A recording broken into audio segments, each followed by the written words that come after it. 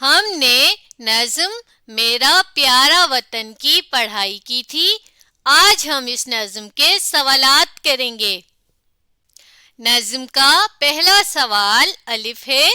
इस नज़्म के मुताबिक वतन के बाग कैसे हैं? तो चलें देखते हैं कि हमने नज़्म में क्या पढ़ा है। हमने नज़्म के दूसरे बंद में पढ़ा था, बाग फूले फले लहलहाते हुए। तो चलें हम अपने जवाब में भी ये बात लिख लेंगे कि मेरे प्यारे वतन के बाग फूले फले और लहलहाते हुए हैं। हम कुछ हिस्सा सवाल ही से लेंगे, जैसा कि हम लिखेंगे इस नज़्म के मुताबिक वतन के बाग, यहाँ तक लिखने के बाद कैसे को काट देंगे और इसकी जगह लिखेंगे फूले फले और लहलहाते हुए हैं। तो चलें हम अपना जवाब लिखना शुरू करते हैं। हम लिखेंगे इस अलिफ और सीन की पूरी शक्ल बनाएंगे। इस नज़्म, नून की आधी शक्ल, ज़ोई की पूरी शक्ल और साथ मीम जोड़ देंगे तो बन गया नज़्म। इस नज़्म के, काफ बड़िए के, इस नज़्म के मुताबिक, मीम की आधी शक्ल, तोए की पूरी शक्ल, साथ अलिफ जोड़ दिया। आगे लिखेंगे मुताबिक पूरा करेंगे, बे की आधी शक्ल, काफ की पूरी शक्ल बनाएंगे और नुक्ते लगा देंगे। मुताबिक वतन, वाव, तोय की पूरी शक्ल बनी और नून लिख दिया। वतन के, काफ बड़िए के, वतन के बाग, बे अलिफ बा और गैन की पूरी शक्ल बना देंगे। वतन के बाग, आगे लिखेंगे फूले, फ, वाव और फ के ऊपर पेश की हम निशानी भी लगा देंगे। फू लाम बड़िए ले, फूले फले, फ लाम ये ले, फूले फले और अलिफ, वाव और रे और लहलहाते, लाम की आधी शक्ल बनाएंगे, हे की भी आधी शक्ल, दोबारा लाम की आधी शक्ल, फिर हे की आधी शक्ल और साथ अलिफ जोड़ देंगे। हे के कुंडे लगा देंगे और ते बड़िए ते, लहलहाते हुए, हे वाव और हमजा बड़िए हुए। दोबारा लिख लेते हैं हम, हमजा और ये बड़िए हुए हैं। तो इस तरह हमारा ये पहला जवाब मुकम्मल हो गया। हमने लिखा इस नज़्म के मुताबिक वतन के बाग फूले फले और लहलहाते हुए हैं और आखिर में हमने ख़त्मा की निशानी भी लगा दी, क्योंकि हमें ये मालूम है कि सवाल के जवाब में हम ख़त्मा की अलामत लगाते हैं। अब सबक का दूसरा सवाल देखते हैं। दूसरा सवाल बे है। शायर ने वतन के दरिया के बारे में क्या बताया है? तो चलें देखते हैं कि हमने नज़्म में क्या पढ़ा है।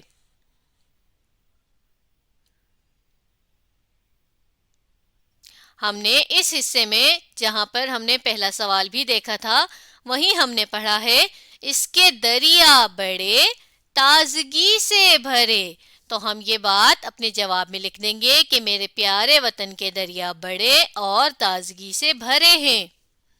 हम कुछ हिस्सा सवाल ही का लेंगे। हम लिखेंगे शायर ने वतन के दरिया के बारे में, यहाँ तक लिखने के बाद क्या को काट कर लिख देंगे, ये बताया है कि ये बड़े और ताजगी से भरे हैं। तो चलें हम लिखना शुरू करते हैं। पहले हम अपनी सितरें थोड़ी सी ठीक कर लेते हैं ताकि हमें लिखने में आसानी हो। चलें अब हम लिखना शुरू करते हैं। हम लिखेंगे शायर, शीन की आधी शक्ल बनाएंगे, साथ अलिफ जोड़ देंगे, शीन अलिफ शा, और एन की आधी शक्ल, साथ रे जोड़ देंगे, शायर ने, नून बड़िए ने, शायर ने वतन, वाओ तोए और नून, वतन, नून का नुक्ता दोबारा बना लेते हैं, वतन के, काफ बड़िए के, वतन के दरिया, दाल रे और ये अलिफ या, یہ الف یا کو ہم دوبارہ لکھ لیتے ہیں. یہ الف یا دریا کے کاف بڑی یہ کے بارے بے الف با رے اور بڑی یہ بارے. ہم ایسا کرتے ہیں کہ بارے کو نیچے لکھ لیتے ہیں. بے الف با رے اور بڑی یہ بارے میں میم یہ اور نون غنہ. میم اور یہ کی ہم نے آدھی آدھی شکل بنائی. دوبارہ لکھ لیتے ہیں. بارے میں یہ اور ہے ساتھ جوڑ دیا تو بن گیا یہ. بتایا بے کی آدھی شکل تے کی بھی آدھی شکل ساتھ الف جوڑ دیا. بتا یہ الف یا بتایا. ہے کے آگے ہم لکھیں گے ہے کے اور اس سے آگے ہم اپنا جواب لکھ دیں گے. ہے کے یہ.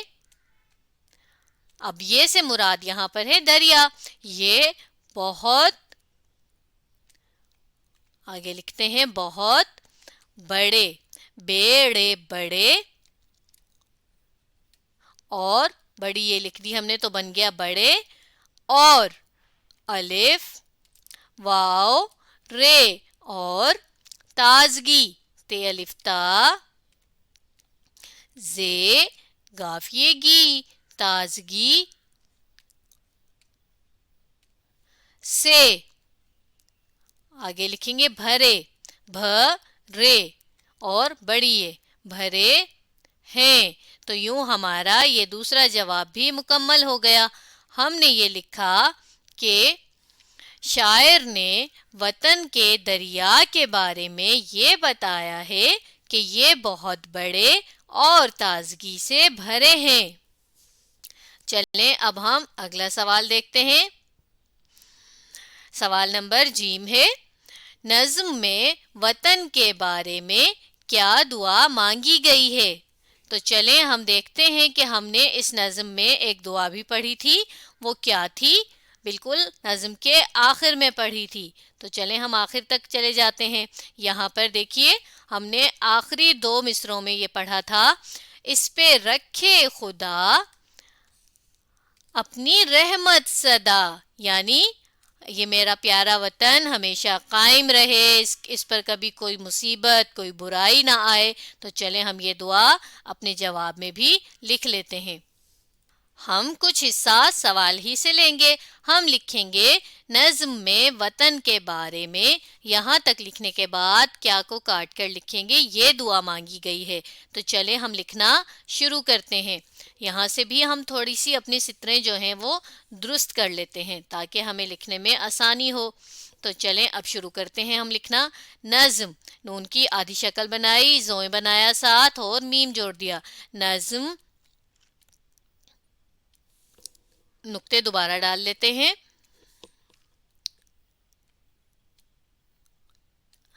نظم میں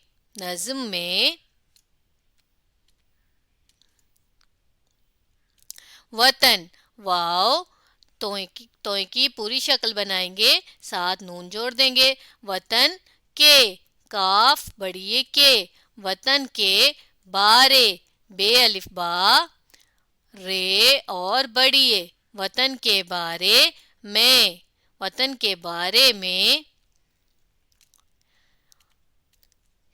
یہ ہے یہ دعا دال عین الف دعا مانگی میم الف ماں نون گافیے گی مانگی. چلے ہم مانگی کو دوبارہ لکھ لیتے ہیں. میم الف ماں نون کی آدھی شکل بنائی ساتھ گاف جوڑ دیا اور چھوٹی یہ ملا دی تو بن گیا مانگی. مانگی گئی گاف حمزہ چھوٹی یہ مانگی گئی ہے بڑی یہ ہے مانگی گئی ہے کہ آگے لکھیں گے کہ دوبارہ بنا لیتے ہیں کوئی بات نہیں. مانگی گئی ہے کہ اس پر الف کے نیچے سین معاف کیجیے گا زیر لگا دیں گے. اس پر ہمیشہ اب ہم صدا کی جگہ اس کا معنی ہمیشہ لکھ لیتے ہیں. ہمیشہ خدا، خ دال اور الف، خدا کی، قافیے کی، رحمت، ر ہ میم اور تے، رحمت ہو. تو یوں ہمارا یہ جواب مکمل ہو گیا. ہم نے آخر میں ختمہ کی علامت لگائی. جواب بنا، نظم میں وطن کے بارے میں یہ دعا مانگی گئی ہے کہ اس پر ہمیشہ خدا کی رحمت ہو. تو آج ہم نے نظم میرا پیارا وطن کے سوالات کیے.